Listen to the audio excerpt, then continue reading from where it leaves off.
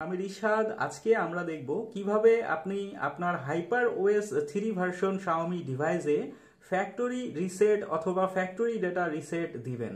তো যেমনটা আপনারা হয়তো আগে থেকেই জানেন, যে কোনো অ্যান্ড্রয়েড ভার্সনের নতুন আপডেট অথবা কাস্টম ইউআই এর নতুন আপডেট যখন আসে, তো সেই আপডেটটি ইনস্টল করার পর অবশ্যই আমাদের ফোনকে একবার ফ্যাক্টরি রিসেট দিয়ে নিতে হয়।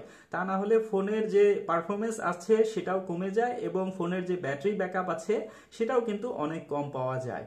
তো যেহেতু আমাদের ফোনের মধ্যে ইতিমধ্যে হাইপারওয়েস 3 ভার্সনের সাথে সাথে অ্যান্ড্রয়েড 16-এর আপডেট চলে এসেছে, তো অবশ্যই আমরা আমাদের ফোনে একবার ফ্যাক্টরি রিসেট দিয়ে নেব আপডেটটি করার পর। তো আমি অলরেডি আমার ফোনে হাইপারওয়েস 3 ভার্সনের আপডেট করে নিয়েছি। আপনারা যদি আপডেট করে থাকেন আর যদি আপনারা ফ্যাক্টরি রিসেট দিতে চান, তো আজকের এই ভিডিওটি আপনাদের জন্য।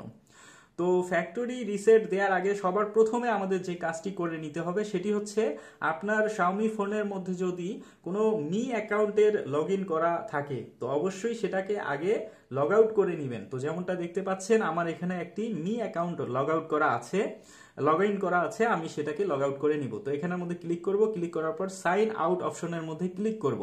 সাইন আউট অপশনের মধ্যে ক্লিক করার পর আমি এখানের মধ্যে আমার যে মি অ্যাকাউন্টের পাসওয়ার্ড আছে সেটি একবার দিয়ে নেব। তো আমি ইতিমধ্যে আমার যে মি অ্যাকাউন্ট আছে সেটার পাসওয়ার্ড দিয়েছি। এখন আমি ওকে বাটনের মধ্যে ক্লিক করব।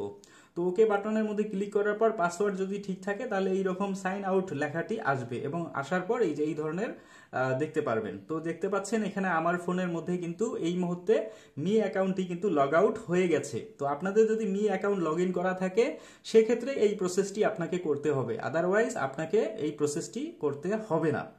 আচ্ছা, যদি আপনি যে এইরকম sign in to Xiaomi account দেখেন, তার মানে আপনার ফোনে বর্তমানে কোনো মি অ্যাকাউন্ট নেই। এখন ফ্যাক্টরি রিসেট দেওয়ার জন্য সবার প্রথমে আমাদেরকে মাই ডিভাইস অপশনের মধ্যে যেতে হবে। যাওয়ার পর নিচে স্ক্রল ডাউন করার পর ফ্যাক্টরি রিসেট নামের একটি অপশন দেখতে পারবেন। এরপর ইরেজ অল ডেটা এই অপশনে ক্লিক করবেন। ক্লিক করার পর আপনার ফোনের যে পিনটি আছে সেটি আপনি এখানের মধ্যে এন্টার করবেন। তো এখানে পিন অর্থাৎ হচ্ছে আপনার ফোনের যে স্ক্রিন লকের যে পাসওয়ার্ডটি আপনি ব্যবহার করেছেন সেটার কথা বলা হচ্ছে। এরপর নেক্সট অপশনের মধ্যে ক্লিক করবেন। যদি পাসওয়ার্ড অথবা পিনটি ঠিক থাকে তাহলে এই ধরনের একটি অপশন পাবেন যে আপনি আপনার ডাটার কি ব্যাকআপ নিতে চাচ্ছেন কিনা। মনে রাখবেন, ফ্যাক্টরি রিসেট দেওয়ার পর কিন্তু আপনার ফোনের সমস্ত ডেটা যেগুলো ফোন মেমোরিতে সেভ করা আছে সবগুলো কিন্তু চলে যাবে ডেটা, এবং সাথে সাথে যতগুলো অ্যাপস আছে সব চলে যাবে। তো অবশ্যই এটা রিসেট করার আগে প্রথমে আপনার ফোনের গুরুত্বপূর্ণ ডেটার ব্যাকআপ নিয়ে নেবেন। এরপর ফ্যাক্টরি রিসেট অপশনের মধ্যে ক্লিক করবেন। আমি যেহেতু আমার ফোনের কোনো ডেটার ব্যাকআপ নিব না, তো সেক্ষেত্রে আমি এই অপশনের মধ্যে ক্লিক করলাম। ক্লিক করার পর এই ধরনের একটি অ্যাটেনশন ওয়ার্নিং মেসেজ দেখতে পারবেন, যেটা 10 সেকেন্ড পর্যন্ত চলবে। এরপর নেক্সট অপশন আসবে, এই নেক্সট অপশনে ক্লিক করবেন। আবার আরেকটি ওয়ার্নিং মেসেজ আপনারা দেখতে পাচ্ছেন, এটাও 10 সেকেন্ডের মতো চলবে।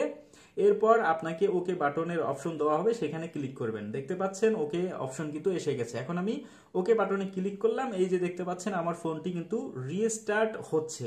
তো রিস্টার্ট হওয়ার সাথে সাথে আমার ফোনের যে ফ্যাক্টরি রিসেট আছে সেটি কিন্তু সম্পূর্ণ হয়ে যাবে।